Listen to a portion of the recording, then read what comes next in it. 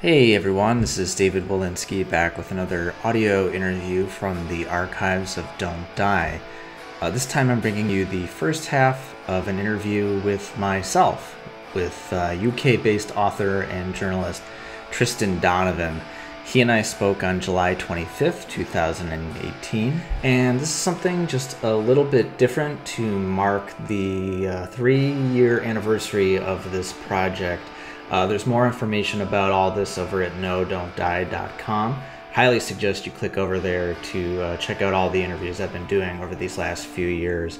Otherwise, if you'd like to support this project, there's a link for my Patreon down below in the description. Your support helps me continue on with this and everything that's coming up. Thanks a ton.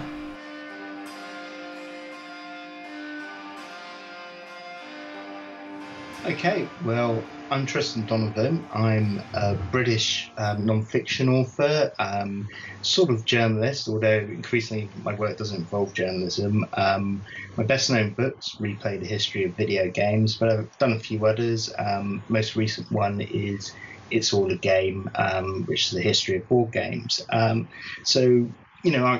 talked with David a few times and thought it would be interesting to find out more about, the genesis of Don't Die and how your thinking's kind of evolved, because, you've done so many interviews that after that amount of time, I'm sure what you began with is probably not the same as where you are now. I'm just laughing. Yes. Is that sort of? Do you want me to sort of elaborate on that to start with? I guess maybe let's talk about how it began. I mean, where were you sort of? What was the spark? Where did you kind of think, right, I'm going to start doing this? What was the impetus? Yeah. Let me see. I'm trying to think if I can add some extra shading to this. It's interesting that you mentioned. This is something we can talk about. We don't have to talk about, but it's interesting how you mentioned just sort of offhandedly, increasingly or perhaps decreasingly, you consider yourself a journalist, or the work that you put out into the world is, reporting or journalism. And so this started, launched March 2015, but it really started as an idea. The previous summer, really Gamergate was a catalyst for it, and it was just coming from, being in a place of having professionally, whatever that means, covering video games for, at this point now, more than a decade. And even as I say that, I'm like, my brain gets fuzzy. Like, do I count this stuff that I've done on my own for 3.5 years as part of a decade, or is it a separate thing? I mean, I say that not to sort of, snark on the state of any industry or vocation. It's just that there are a lot of reasons why I wound up doing my own website. I guess it was an outgrowth of the inklings, the kernels of these types of curiosities that I now just sort of get to explore, to my heart's content daily now. I've always been a person who's interested in sort of the how did we get here. Maybe too much, perhaps, but I find it's helpful to sort of understand, how we got here, because I think it's at the kernel of why we are still doing this. And I think it's hard to find closure, to sort of fix things, or to really talk about them honestly, unless you can really understand why we are doing the things we are doing, and sort of how long we have been doing them the way we've been doing them. And I think there's a thing in games where and maybe you could talk about this some too, having written a history about video games. I have sort of found that by and large, maybe unless you make video games, you don't really seem to care or be all that interested in the actual history of games, culturally or as products or as anything. And so, that summer, watching just all the vitriolic spikes of, you know, misogyny, of just it's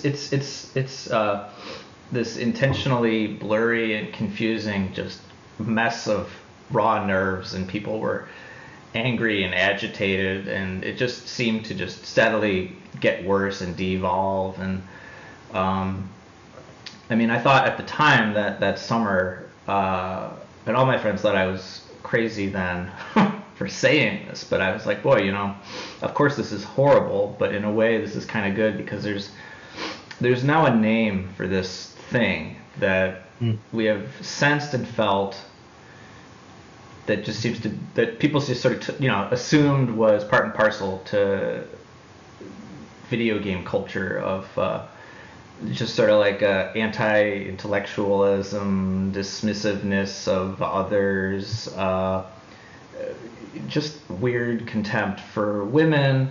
I mean, I just was really interested in, at that point, like, how did we get there, and to what degree was that a byproduct of people who play games, their lack of compassion and understanding of what the literal day-to-day is like for people who make games. And I was also interested in the flip of that, sort of the way that people who make games, the ways that they were losing people who play games, just that other sort of phenomenon of people kind of aging out. So I was initially interested in, you know, how did all this friction come about, and just sort of wanting to ask those questions. And even before all that stuff was happening in summer 2014, I mean, I had quit journalism before, just because, and you can vouch for this as well, you know, we have just sort of seen the vocation turn into a hobby just by virtue of the pay. Oh, wow.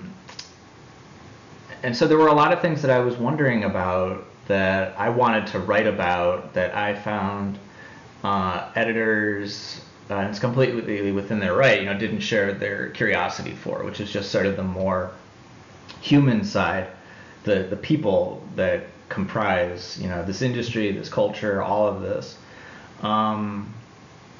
And so I don't know, I reached a point of, like, having pitched so many ideas to so many places, and just sort of seeing that, you know, a tension created between, like, the unreceptiveness of that against just how horrible it was that summer, and just feeling like, all right, well, I feel like, you know, maybe I should just stop waiting for permission to explore these things. It's not that complicated to do reporting.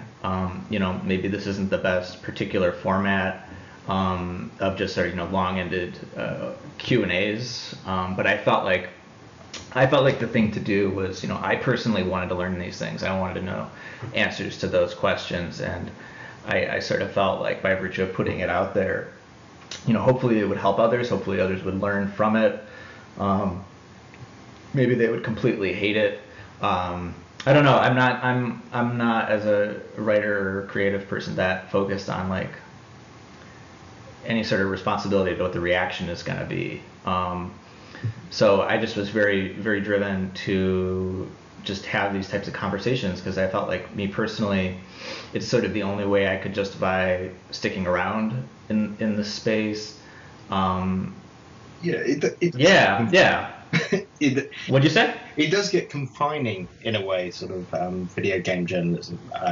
You know, I found that myself, which is why I've ended up sort of doing other things outside that area, because, you know, it does seem to have a very narrow kind of wall around, you know, this is we're interested in covering. Anything beyond that, no, we're not going to go there. So it gets quite hard to, I guess, grow.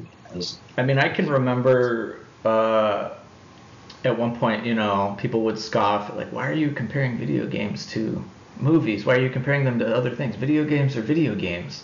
Yeah. I don't know. It's funny, because, you know, even that term video game journalism, journalist, whatever, was sort of fraught with insecurity at the outset. So it's not surprising to hear you say that it's confining, because I feel like it doesn't know how to assert itself. And even as a grown man, I feel weird like discussing it as a thing. Like, I feel like journalism is journalism. Like, why do we need to distinguish it? But I think it's like there's been this tradition of it coming from a place of fandom that I think internally from the culture it's difficult to assert that sort of tradition. I believe it's going to have to come from outside, or I don't know, maybe it'll never come. I don't know. Yeah, I guess it's always been sort of almost like fan journalism in a way, because it's been a case of, people will go, I'm a video game journalist, as if they are not any other type of journalist, where no, you're a journalist. You might write about video games, but that's a subset of what your profession does. But I meet video game journalists who look at me and go, so what else? You write about other things. You write, one of the things I write about is social services. I'm not going to bore people here, but obviously that's very different to video games. And people go, why on earth are you writing about that? It's like, well, I'm a journalist. I write about things. The skills are transferable. I don't have to just write about video games. It's funny because I feel like over the course of my career, I have tunneled the opposite direction that everyone else was going, because I started much more broad, just general entertainment journalism, and I've had a lifelong fondness, or I don't know, gaming is, I've described myself as an omnivore. Just I read books, I watch movies, I listen to music, I play games. Just it seemed like at the time a thing that was underserved, and I suppose now there's much more saturation, but it's underserved in a different way.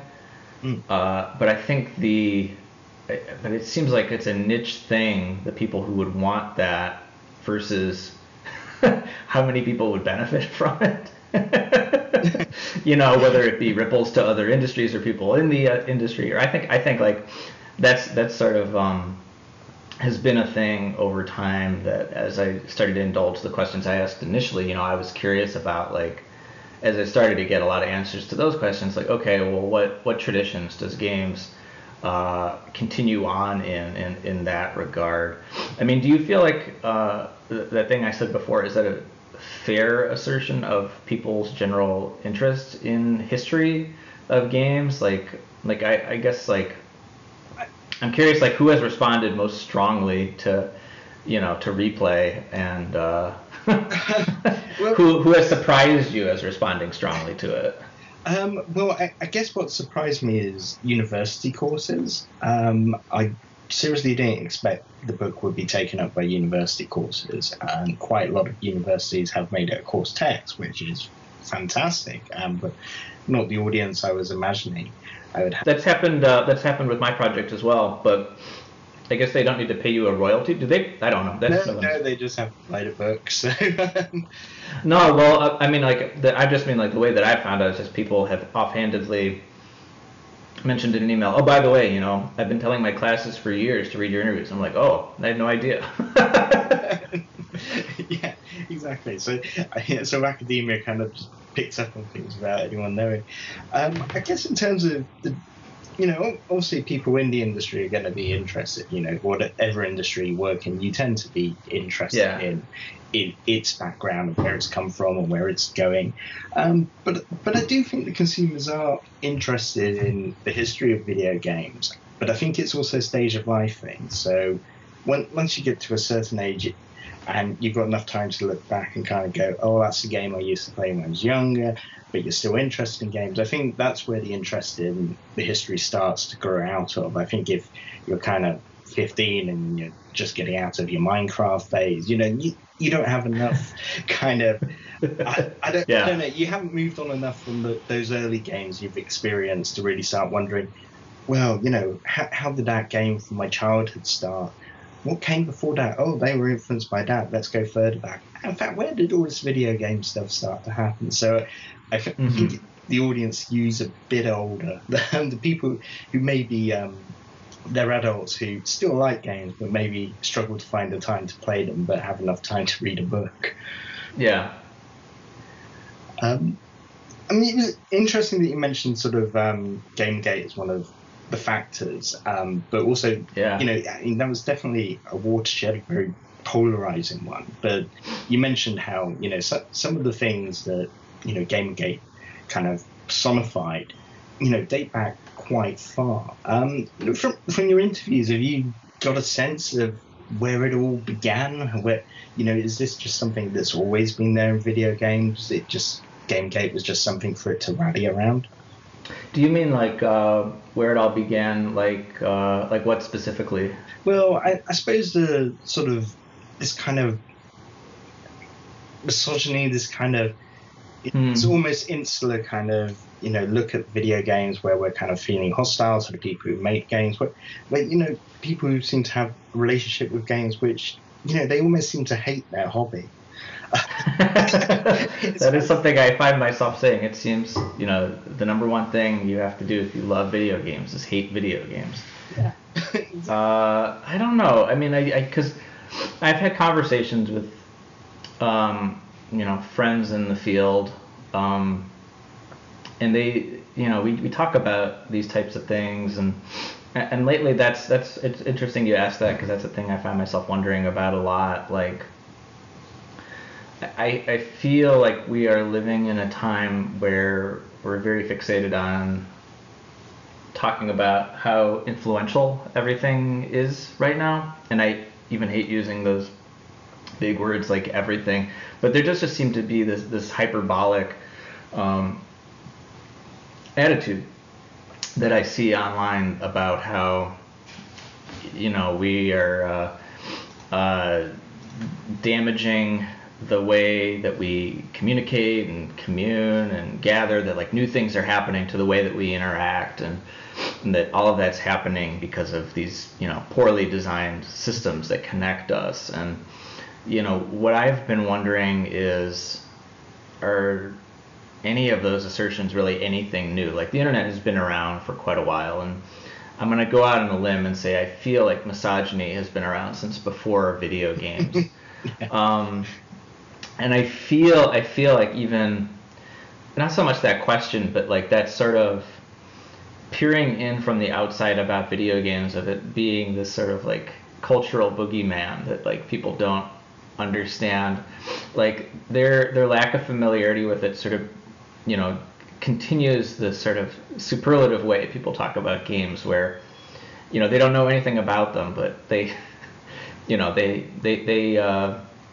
have caused all sorts of horrible things. They've caused school shootings, and they've caused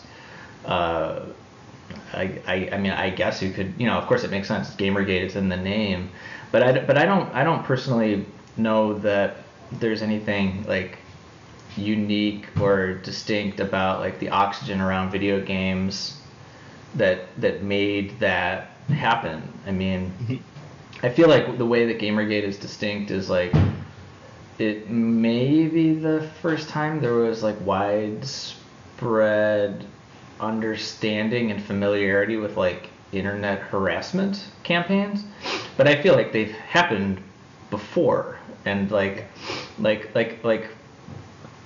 something I wonder about too is like I'm sure you've heard this, how people have said that like everything in politics ever conceived has already happened and has been hashed out in like the writings of ancient Greece. Like I wonder if that's true of like the early internet as well, and like we just don't hear that because a lot of those people pieced out because maybe it got really ugly before, maybe they don't, maybe they understand these the Coriolis effect that we're just sort of all swimming around in together. So I mean, I can't speak to the origins of misogyny in video games. I mean, I can tell you that I've heard stories firsthand about just sort of horrible, disgusting treatments and attitudes back in the 70s, but I've heard horrible and disgusting treatments, I've heard about those happening more recently. And I feel like they're hard to believe, and maybe I shouldn't, I don't know that I necessarily take everything everyone tells me in these interviews as 100% the truth. I believe it's the way that they see things. I don't believe that anyone's making anything up or anything like that. But I can say that, like, I feel like a lot of it weirdly gets traced back to Nintendo. Not so much as far as the misogyny, but just sort of like the protection of an image at all costs. I mean, I don't need to tell you this, but maybe people listening don't know this, but like, just those early days of the industry where a lot more was up for grabs. No one really knew, what a video game was, what a video game was supposed to be. There were no sequels to anything yet. You would get to the end of the game and you would see names that are only first names in the credits. And I mean, my understanding of that was always to sort of prevent, poaching of talent. And so I just feel like, from the early days, there's just sort of been this distrustfulness of any force outside of the company. And I feel like it's continued in that tradition. I guess I would say, to the detriment of the people working in games. I think, maybe working in games, it's an acquired taste. You just sort of have to roll with some things. I just feel like, I don't know. It's too much, and I think it's too far very frequently in games. Yeah, I think that's right. I mean, I think if you compare how the video game industry behaves compared to, say, Hollywood or the music industry, the music and film business is very upfront about, its development processes. You hear about films being optioned all the time, but then they fall apart in development. You get that, you get the box office takings, the real money that is earned, not the kind of, we shipped this many units, who knows how many of them actually sold. There's an actual kind of openness that I think benefits both of those industries, but the video game world's still very kind of guarded about that. I mean, look at Microsoft; it won't even tell you how many Xbox Ones it sold. Yeah, I mean, it's ironic because, like, I feel like I've heard that, like, all that comes from distrustfulness of the media. Before that was really popular. But I think it's ironic in video games because I feel like unless it's like a really huge mainstream publication, they're really not allowed inside to sort of ask questions of the game industry or to look into things. And of course, historically, those types of places have not been interested. So there's just sort of like this ongoing cycle of lack of interest that benefits and hurts games at the same time. But I mean, I remember very early on in my time writing about games, stuff like you're talking about, where I'm like, that's weird. And like, I had to ask a lot of other people, like, is it true we can't, like, there's no like sound scan of games where it's like, how many copies of this game actually sold? Like, you can't look that up. Maybe that has changed since then. But there just seems to be like a lot of basic things that aren't even there. So I don't know. I mean, I've heard a lot of interesting things from people I've interviewed. Like, as I'm saying that, I was told by a developer, a longtime developer. She told me that she feels like game industry. She said the video game industry. So the problem with all this stuff and like trying to get it to change, she said, is that the video game industry is unable to be embarrassed. So I don't know. I feel like I'm going off on a tear here. But I mean, like, to your question about misogyny, it's like, I don't know how you get it to change, and I felt like I don't know if there was I feel like there had to have been a better way for the industry to have reacted, during an event like Gamergate, and I don't know if people feel like they have, corrected their approach and their party line since then. I just sort of I found it just very interesting that this culture that all these companies created, that there was like, well, we're not going to get involved. You know what I mean? Yeah, like, whoa, this is not our fault. Yeah. Yeah. I mean, to briefly touched on it earlier. Obviously, sort of after 3.5 years of doing this, probably the goals you were doing when you began are not the same as where you are now. So, I mean, how Don't Die evolve? How's you've gone on this kind of curiosity related to Gamergate, this idea that I'm a bit restricted in the kind of journalism that's available for me to do. So, where are you now?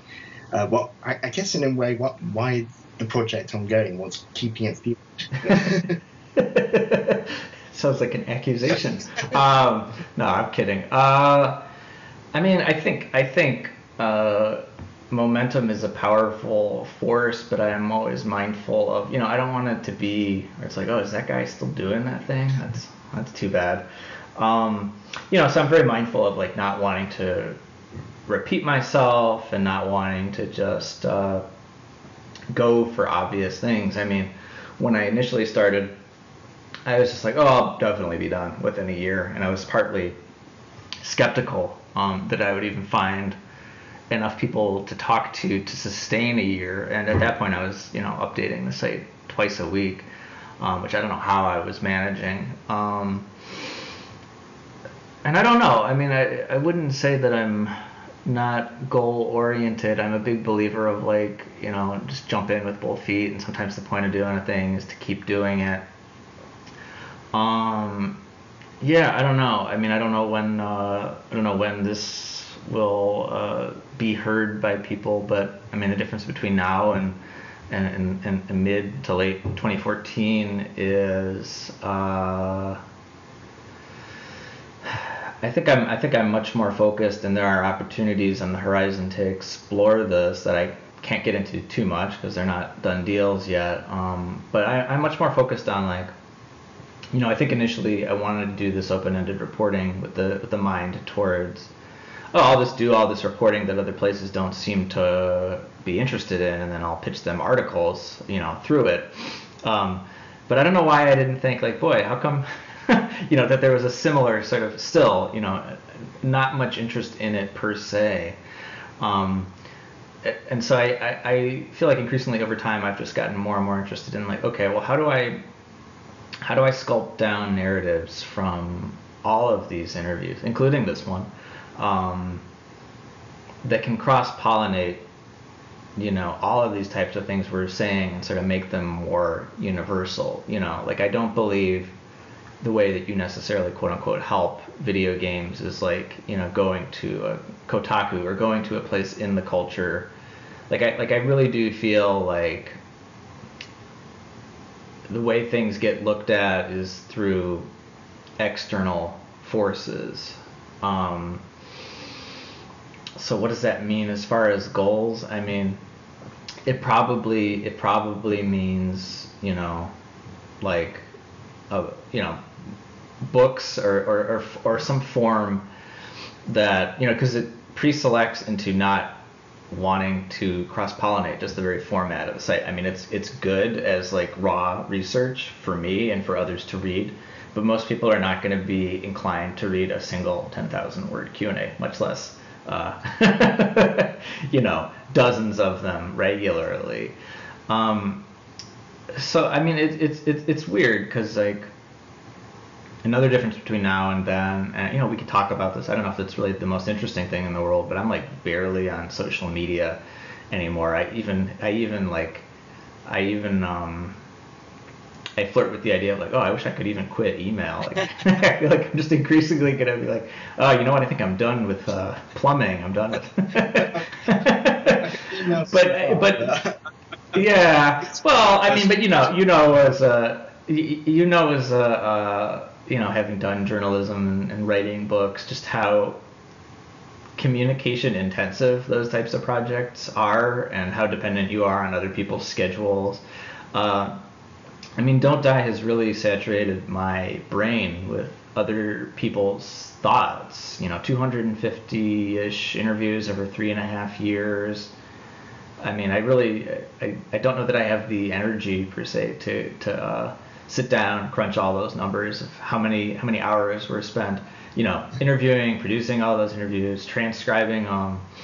I'm not at all griping about it, but it's like I feel like I've gone through. It's been a process of like now like I'm self-correcting into sort of trying to pull away from some of the tendencies of the internet that I think fed into the things that inspired this, and trying to get like a better perspective on like the bigger patterns at play. And I feel like when you are on Twitter or whatever, maybe this is just me, I feel like when you are reading people's opinions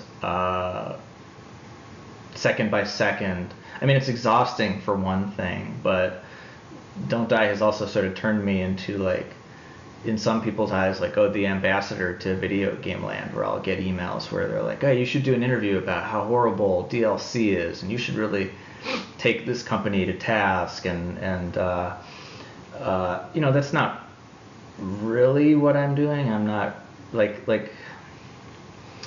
I want it to be more like, I want to go the other way. Like, how can video games become, well, in my case and in your case, like part of bigger national and international conversations, rather than like this thing that gets drudged up to sort of pawn some problem off on, or rather than them just being like, praised to the heavens. Like, I feel like, maybe this is an American thing, but I feel like, there's got to be more than like some binary we can present and then try to jam video games into one end or the other of them.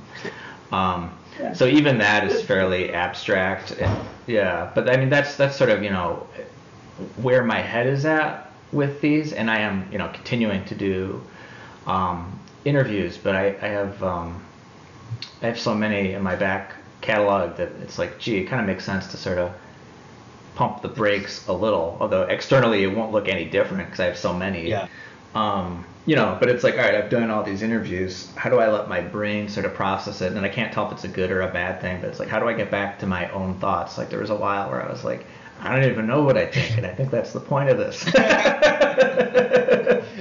It's like, I don't know, maybe not though, I mean, isn't it interesting approach you've taken to how you've done the interviews? Because like those people requesting you that company or this thing to task, I mean, that's quite a traditional journalistic approach. I'm doing this interview, this is what the questions I'm trying to get answered, very clear, kind of precise, it must answer this, whereas what you're doing is kind of conversations, which is a really interesting way of doing interviews, and not many places ever get to do it, and it seems a bit open and sort of free roaming. How have you sort of found that in terms of what you're learning compared to maybe what you learned before as a journalist in the more traditional kind of interview process? Well, I mean, I can tell you the lineage of this general approach. I don't know. I can sort of just walk through it, and maybe that'll sort of touch on it. If not, please nudge me to take me to task if I don't answer your question. But yeah, I mean, so I started as an editor for the Onion AV Club, and I was there at a time where we were bringing the publication like online, like it was starting to exist as a website, at least the local markets. I was in charge of the Chicago market, and it doesn't seem that long ago. Like I say, I started like a decade or so ago, but 2006, 2007, like it wasn't a given that like your publication was going to have a website. Twitter was maybe just new. All the best practices at that point that were forming for how to like run a publication on Facebook. They've all we've 180'd on all of them, and now like people are starting to say, oh gee, maybe this is bad for the human brain.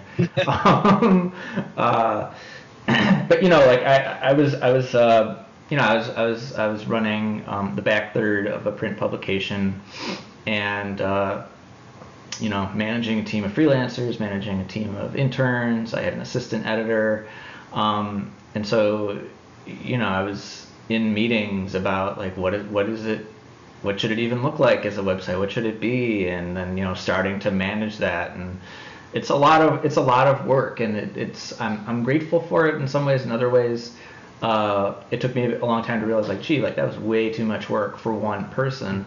But and so I mention all that because it's context for just sort of like, I don't know, it forced me at the time to want to find a way to approach interviews in a different style. So rather than doing like a traditional arts and entertainment alt weekly publication piece or Q&A or profile about here's this artist, here's their new thing, here's when it's coming out, like really that being the focus.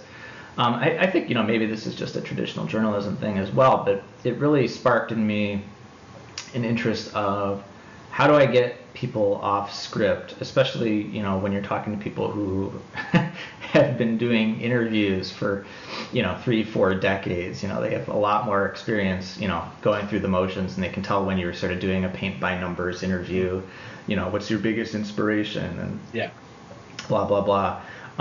There's nothing wrong with that approach. It's just that, like, when it's overdone, it lacks, it ceases to be as interesting. Perhaps it stops being interesting altogether, at least to me. And so just by virtue of my being spread so thin at the time, I don't know, I found a willingness through publicists and through artists of just like, hey, how about, like, instead of doing a traditional interview, like, we just have a conversation, and I would try to find like a thing that just based on topic alone would be interesting, to I've always been a believer, if I'm interested in it as a writer or as an editor, then other people will be interested. And so that was really sort of like where that approach came from. I mean, I did stuff like I don't know, it's either like getting people off script or like off brand, I guess, like getting them talking about things you wouldn't expect them to talk about. Like, are you familiar with comedian Lewis Black, for example? No, I don't know. Okay, well, that example wouldn't work. But he's like a playwright and an author, and he's best known as a stand-up comic. He has been on The Daily Show since the very beginning, but he's sort of known for this, very agitated, angry, ranting persona. And I happened to see he was coming to Chicago like around Valentine's Day, and so I thought like, oh, well, that's sort of a interesting juxtaposition. I wonder if I could like get this guy who's known for being angry all the time to talk about stuff that he really loves. So I mean, I don't know, I have countless examples from them, but I won't go too far into the weeds on things I did like 11 years ago. But that's really where that approach came from, and I think, like, I have a background like doing improv comedy. I have a background with a lot of performing. Like, I feel like I'm comfortable on my feet and just adapting. Like I also taught for a period of time, and like I think this project really has benefited from a lot of that in the sense that, like, if you go to teach a class and you have a plan in mind, but you go there and the students aren't on board, like, you can't just force them to go where you wanted to go. You sort of have to adapt to where they want to go.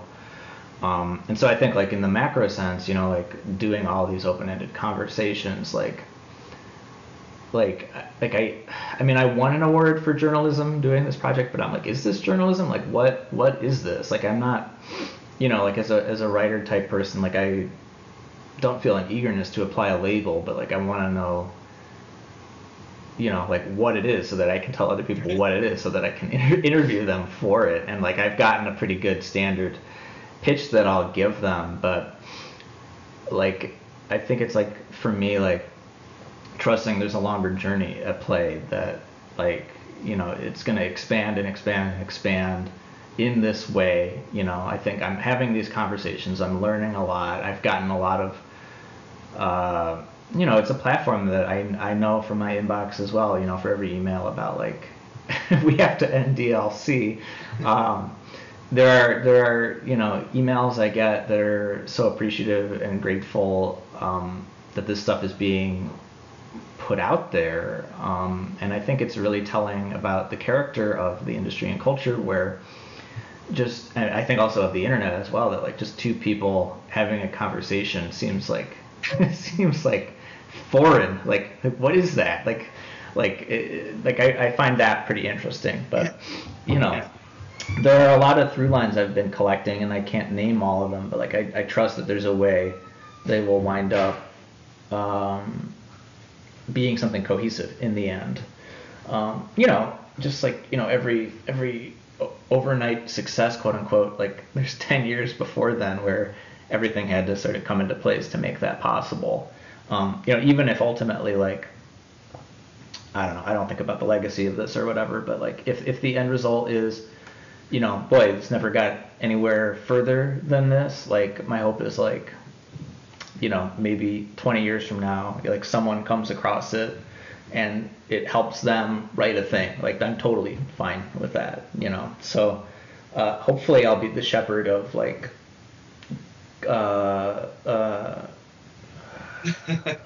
capitalizing on the potential of all this. But if not, like I've still like talked to a lot of interesting people, and I still learned a lot. I don't, I consider that still a success. Yeah. Journalism, though, I don't know. I think so. Yeah, I don't know. It's becoming increasingly hard to define kind of career. There's people doing very traditional stuff, but once you start getting into different forms, it feels like it started from journalism. But is it journalism anymore? I mean, no, I don't really know. I don't even really know what I do it. I call it journalism. I can't. I rarely write a news article or feature article. It's still grown out of my journalism. So it's something like journalism, but it's not what I would have thought journalism 10 years ago. It smells like journalism, and then I was thrown from the car after the impact, and then I woke up here. I don't know. I don't know. I think like honestly, like that's sort of the one metric I use. Traffic is good and everything. I don't really pay attention to that. Like what I find really the thing that I know that like it like just people telling me that like it has helped them in some way. Like that is just like, okay, well that's sort of not why I continue, but it's good to know, like, because that is sort of a recurring thing. But just as often, like I hear from people who are like, they're appreciative, but they're like, yeah, it triggered all my PTSD from working in the industry. But I don't think that's bad. I mean, I don't know. Bad for them, anyway. That is, no, for sure. I mean, I'm sure they're exaggerating a little bit, but I think it's like, I think we're so spoiled with like entertainment and pop culture to consume that I think we forget about the people who actually make that possible. And I think like the flip of it too, like on the audience or fan side, like I think it's worth interrogating, like, we use this word community a lot, but what does it actually mean? And we use the word audience a lot, but does that really even mean anything? Like how could it mean more? I don't know. Like I think those are questions that like only other people's perspectives can offer light on. I mean, I have my opinions, but I feel like, as journalists or journalist types, like I feel like typically like we are sort of weird solitary figures who, like, I feel like in the game space, like I don't really think I've really talked to another games writer who has been like, yeah, I feel like I was part of a community, or I was part of a thing. I don't know. Maybe it's just maybe we are the out crowd and we don't know anyone actually in the in crowd. But that's what I've heard consistently through the years, But I think that makes sense. I mean, journalism's a weird thing where you're always looking through the windows of people, but you're never inside. Mm-hmm. You're always got to be on the outside slightly. You can't really do your otherwise. Yeah. No, that's true. That's true. I think like that used to be, that used to be part of the job. Yeah, Yeah. quite literally in some cases. Yeah.